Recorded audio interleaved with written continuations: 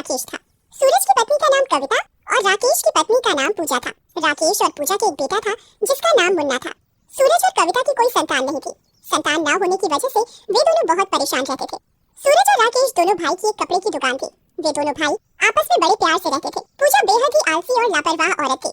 वो अपने बच्चे मुन्ने का बिल्कुल भी ध्यान नहीं रखती थी, जबकि कविता मुन्ने का ध्यान ऐसे रखती थी जैसे मोनू उसका अपना ही बेटा हो। एक दिन की बात है, कविता पूजा को आवाज लगाती है, दीदी दीदी, मुन्ना बहुत तेज से रो रहा है, लगता है ये बहुत भूखा है। इसे अभी तो दूध पिलाया था, इसे इतनी जल्दी भूख लग गई, पिला दो ना दीदी, ये भूख के मारे बहुत रो रहा है। इसका तो सारा दिन का काम ही रोना है, जब देखो दुखी करता रहता है। और पूजा मोनू को दूध नहीं पिलाती, उल्टा ये कहती है कि आज मेरे सर में बहुत दर्द है, मैं सोने जा रही हूँ। ये देख कविता का मन बहुत दुखी होता है और वो मुन्ने को दूध पिलाने लगती है। अरे मेरे मोनू बेटा, मेरा मोनू बेटे को भूख लगी है, अभी चाची मुन्ने बेटा को दूध पिलाएगी। और कविता मुन्ने को दूध पिला देती है और मुन्ना दूध पीकर चुप हो जाता है। फिर वह सो जाता है और शाम को जब राकेश और सूरज घर आते हैं तो वो देखते हैं, मुन्ना कहाँ है? मुन्ना तो दूध पीकर सो रहा है। अरे और पूजा भी नहीं दिखाई दे रही यहाँ पर, पूजा किधर है? दीदी की तबीयत खराब है, उनके सिर में बहुत दर्द था इसलिए वो सो रही है। राकेश कविता की बात सुनकर कमरे में जाता है। पूजा, तुम्हारी तबीयत को क्या हुआ? कविता ने बताया तुम्हारी तबीयत ठीक नहीं है। हाँ, मेरे सिर में काफी जोरों से दर्द हो रहा है। अच्छा, अभी तुम मुझे खाना दे दो, बाद में टीवी देख लेना। नहीं, मैं नहीं दे सकती तुम्हें खाना वाना, ऐसा करो तुम कविता से ही ले लो, मुझे टीवी देखने दो। ये तो अब तुम्हारा रोज का बहाना हो गया है, काम ना करने का। दिन पर दिन आलसी होती जा रही हो, अपने पति को खाना तक नहीं दिया जाता इस औरत से, तो ये क्या करेगी? ना ही अपने बच्चे का ध्यान रखती है, ना ही घर का। इसे तो सिर्फ दिमाग खराब मत करो, वैसे भी मुझे शौक नहीं है तुमसे बहस करने का। राकेश और पूजा की बहुत बुरी तरह लड़ाई हो जाती है और राकेश भूखा ही सो जाता है। और रात को मुन्ने की रोने की आवाज आती है, तभी राकेश की आंख खुल जाती है और वो पूजा से कहता है, पूजा उठो, उठो पूजा, मुन्ना रो रहा है, शायद उसे भूख लगी है। सोने दो ना, ये ऐसे ही रो रहा होगा, अभी चुप हो जाएगा। तुम कैसी माँ हो तो तुम्हें अपना बच्चा भी दिखाई नहीं देता कि वो रो रहा है? ये भाषण बंद करो और मुझे सोने दो। और पूजा को राकेश की बातों का कोई असर नहीं होता। राकेश मुन्ना को गोद में उठाकर रसोई में मुन्ना के लिए दूध लेने जाता है और वो मुन्ना को खिलाता है। मेरे राजा बेटा को भूख लगी है, अभी पापा राजा बेटा को दूध पिलाएंगे। तभी वहाँ मुन्ना के रोने की आवाज सुनकर कविता आ जाती है और वो राकेश से कहती है, भैया ये मुन्ना क्यों रो रहा है? शायद इसे भूख लगी है, मैंने पूजा से कहा, पर तुम्हें तो पता है ना पूजा का। कोई बात नहीं भैया, लाओ मुन्ने को मुझे दे दो, मैं उसे दूध पिला दूंगी। कविता राकेश से मुन्ने को अपनी गोद में ले लेती है और उसे दूध पिलाने लगती है।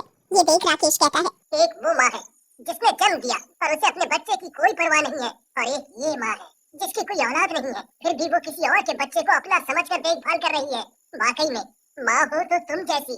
भैया आप बिना कैसी बातें कर रहे हो, मुन्ना मेरा भी तो बेटा ही है। और कविता मुन्ने को चूमने लगती है, उसे बहुत प्यार करती है और वो सो जाता है। कविता राकेश से कहती है, भैया मैं मुन्ने को अपने साथ सुला लूं? हाँ हाँ जरूर, ये भी कोई पूछने की बात है। और कविता मुन्ने को अपने कमरे में ले जाकर अपने साथ सुला लेती है। और अगले दिन सूरज कविता से कहता है, मैं भैया के साथ दुकान जा रहा हूँ। ठीक है, शाम को समय से आ जाना। ठीक है, आ जाऊंगा, मैं दुकान जा रहा हूँ, तुम मुन्ने का अच्छे से ध्यान रखना। हाँ तो जाओ, किसने रोका है? तुम तो ऐसे कह रहे हो जैसे मैं मुन्ने का बिल्कुल भी ध्यान नहीं रखती। हाँ हाँ, मुझे सब पता है कितना ध्यान रखती हो। और ये कहकर राकेश और सूरज दोनों साथ साथ दुकान चले जाते हैं।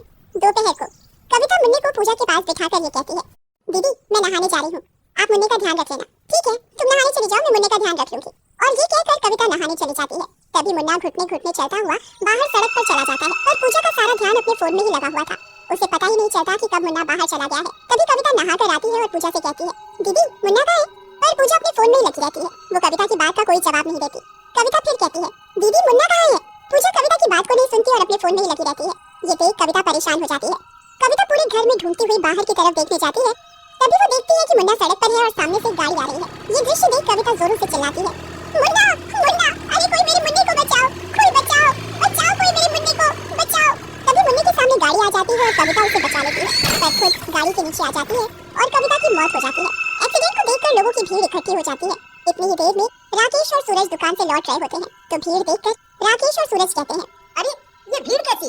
लगता है किसी का एक्सीडेंट हो गया है, चलो चलकर देखते हैं। दोनों भाई भीड़ की तरफ अपने कदम बढ़ाते हैं। वो देखते हैं कि कविता की लाश पड़ी हुई है और कविता के पास मुन्ना बैठा हुआ जोरों से रो रहा है। ये देख राकेश और सूरज कविता की लाश को देखकर दोनों भाई जोरों से रोने लगते हैं और फिर वो कविता का अंतिम संस्कार कर देते हैं। और फिर रात को जब घर के सभी लोग सोए हुए थे, कविता जो मर चुकी थी वो चुड़ैल बन जाती है और वो मुन्ने के पास बैठी हुई थी। तभी मुन्ना उठ जाता है और वो पलंग से गिरने वाला होता है।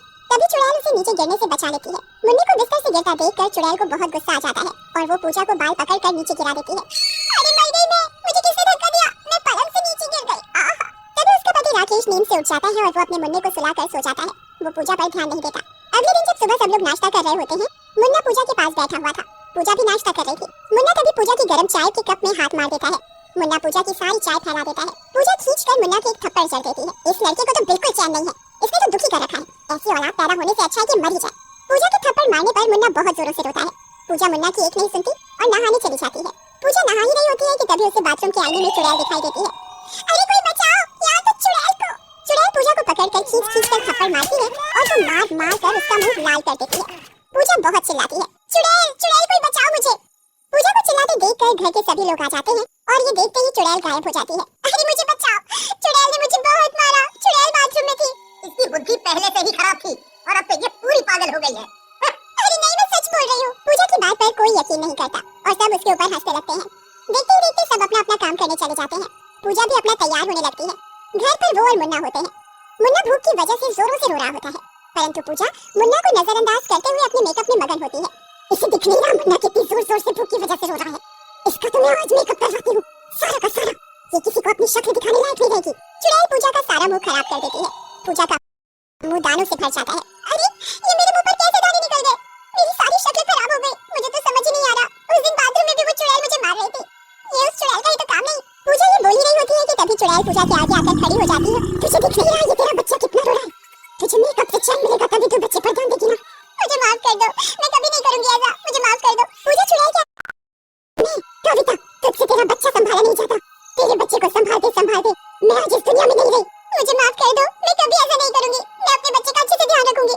मैं तेरे आसपास रहूंगी। अगर तूने मुन्ने के साथ कुछ भी गलत किया ना, मैं तुझे जिंदा नहीं छोड़ूंगी। याद रखियो मेरी बात। चुड़ैल पूजा को ये बात बोलती है और उधर से गायब हो जाती है। पूजा भी उसी दिन से चुड़ैल के डर के मारे मुन्ना का अच्छे से ध्यान रखती है। प्लीज सब्सक्राइब करें।